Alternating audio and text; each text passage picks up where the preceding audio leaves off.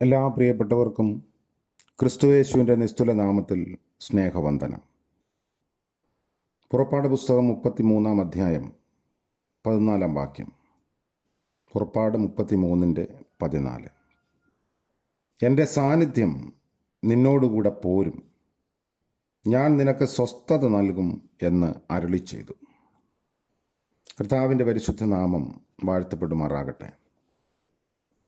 ക്രിസ്തുമസിൻ്റെ ആഘോഷങ്ങൾ ഒക്കെ കെട്ടടങ്ങുന്ന സമയമാണ്. ദൈവം നമ്മോട് കൂടെ എന്നതാണ് ഇമ്മാനുവേൽ എന്ന വാക്കിൻ്റെ അർത്ഥം.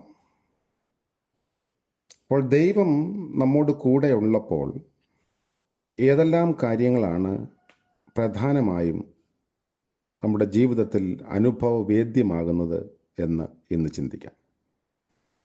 നമ്മൾ വായിച്ച വേദഭാഗം ദൈവത്തിൻ്റെ സാന്നിധ്യം കൂടെ ഇരിക്കും എന്നതാണ്. അതായത് ദൈവം കൂടെ ഇരിക്കുമ്പോൾ സ്വസ്ഥതയുണ്ട്. ഞാൻ നിനക്ക് സ്വസ്ഥത നൽകുമെന്നാണ് മോശയ്ക്ക് കൊടുത്ത വാഗ്ദത്തം. അതുകൊണ്ട് തീരുന്നില്ല. ക്ഷിപ്രകോപിയായിരുന്ന മോശയെ ഭൂതലത്തിലേക്കും അതിസൗമ്യനാക്കി തീർത്തു.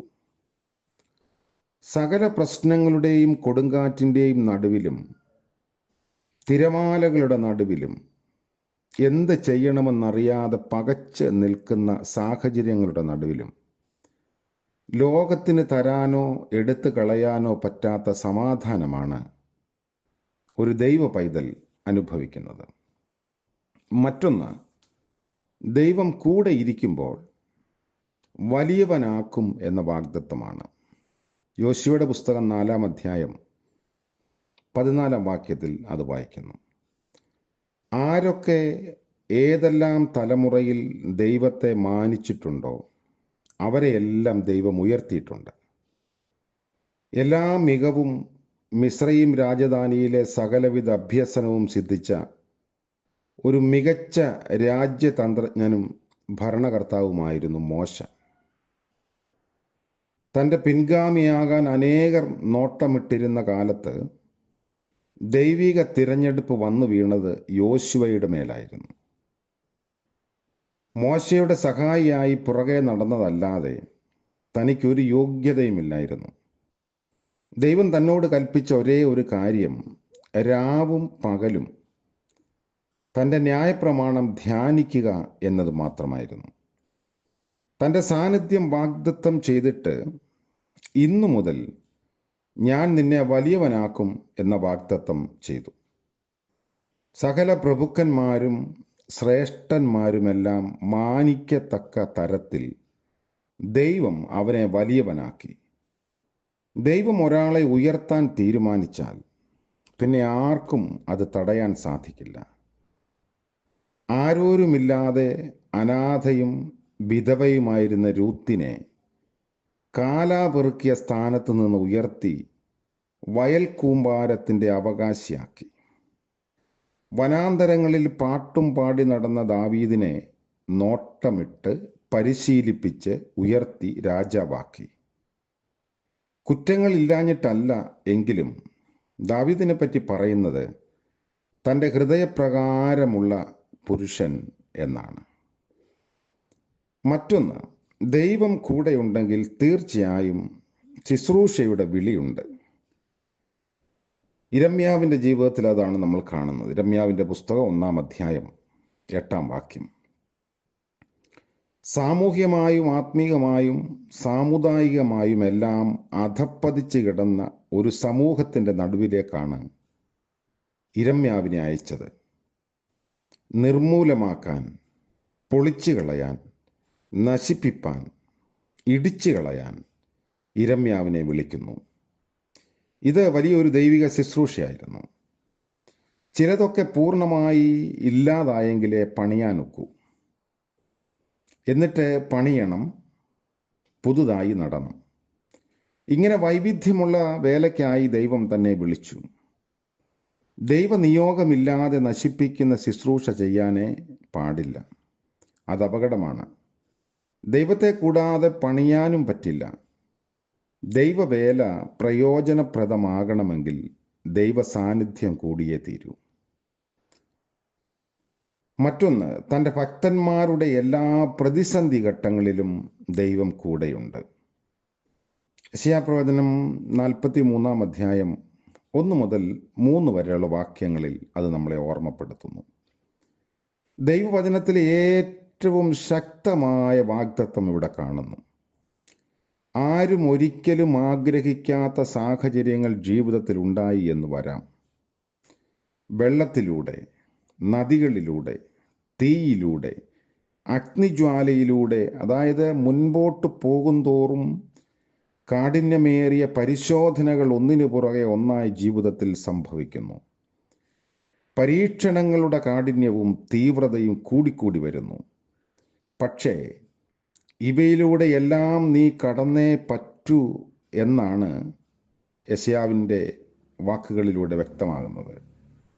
നീ മുങ്ങിപ്പോകാതെയും ഒഴുകിപ്പോകാതെയും വെന്തുപോകാതെയും ദഹിച്ച് ചാരമാകാതെയും നിന്നെ സൂക്ഷിക്കാൻ നിന്റെ കൂടെ ഇരിക്കുന്ന ദൈവമാണ് താൻ.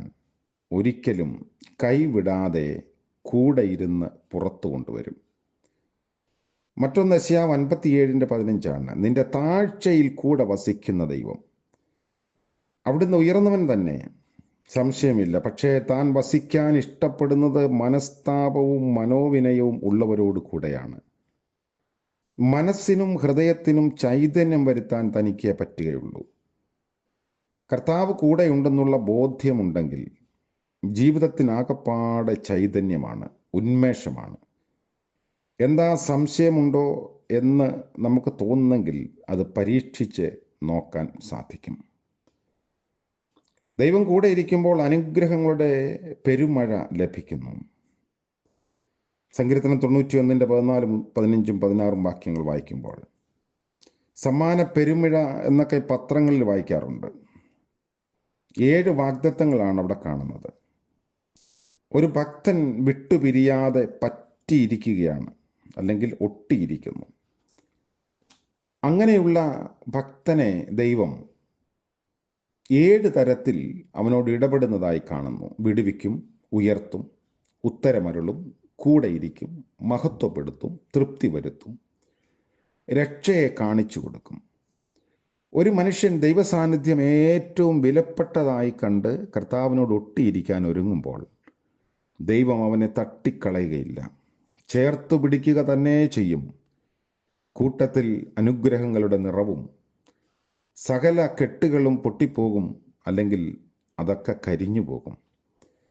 അപ്പോൾ ഇമ്മാനുവേൽ എന്ന വാക്ക്, ദൈവം നമ്മോട് കൂടെ എന്നത് സാർത്ഥകമാകുന്നത് ഇങ്ങനെയുള്ള അനുഭവങ്ങളിലൂടെയാണ്. ദൈവം നമുക്ക് എന്തെല്ലാമാണ്, ഏതെല്ലാം സാഹചര്യങ്ങളിൽ കൂടെ ഇരിക്കുന്നു. നമ്മളോട് കൂടെ ഇരിക്കാൻ ആഗ്രഹിക്കുന്ന ദൈവത്തെ നമ്മോട് കൂടെ നിർത്താൻ, അല്ലെങ്കിൽ ആ ദൈവത്തോട് ചേർന്ന് നിൽക്കാൻ നമ്മളും സമർപ്പിക്കപ്പെടുമ്പോഴാണ് ഇമ്മാനുവേൽ എന്ന പദം നമുക്ക് കൂടുതൽ അർത്ഥപൂർണമാകുന്നത്. അങ്ങനെ ഒരു അനുഭവം ഈ ക്രിസ്മസിൻ്റെ ഓർമ്മകളിൽ നമുക്ക് ലഭിക്കട്ടെ. ദൈവം നമ്മളെ ഉയർത്താനും വിടുവിക്കാനും സാന്നിധ്യം നൽകാനും മതിയായവനാണ്. പ്രാർത്ഥിക്കാം. ഇമ്മാനുവേലായി ഞങ്ങളോട് കൂടെയുള്ള കർത്താവേ, ഞങ്ങളുടെ ജീവിത സാഹചര്യങ്ങളെല്ലാം അവിടുന്ന് കൂടെയുണ്ട് എന്ന വാഗ്ദത്തം നൽകിയതിനായി സ്തോത്രം. ഇന്നത്തെ പകൽക്കാല ജീവിതത്തിൽ അവിടുത്തെ കൃപയും സാന്നിധ്യവും അടിയങ്ങളോട് കൂടെ ഇരിക്കണമേ. പ്രഭാതം മുതൽ ഞങ്ങൾ ഏർപ്പെടുന്ന എല്ലാ കാര്യങ്ങളിലും, ഞങ്ങളുടെ യാത്രാവേളകളിലും ആവശ്യങ്ങളിലും തിരുസാന്നിധ്യം നൽകി ഞങ്ങളെ അനുഗ്രഹിക്കണമേ. ഇന്ന് ജന്മദിനം ആഘോഷിക്കുന്ന പ്രിയപ്പെട്ടവരെ ഓർത്ത് പ്രാർത്ഥിക്കുന്നു. വിവാഹവാർഷികം ആഘോഷിക്കുന്നവർക്ക് വേണ്ടി പ്രാർത്ഥിക്കുന്നു.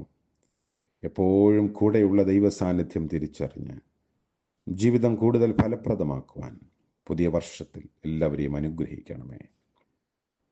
യേശു മശീഹ മൂലം പ്രാർത്ഥന കൃപയോടെ കേൾക്കുമാറാകണമേ. ആമേൻ. ത്രിയേക ദൈവത്തിൻ്റെ സാന്നിധ്യവും കൃപയും നാം എല്ലാവരോടും കൂടെ ഇന്നും എന്നേക്കും ഉണ്ടായിരിക്കുമാറാകട്ടെ. ആമേൻ.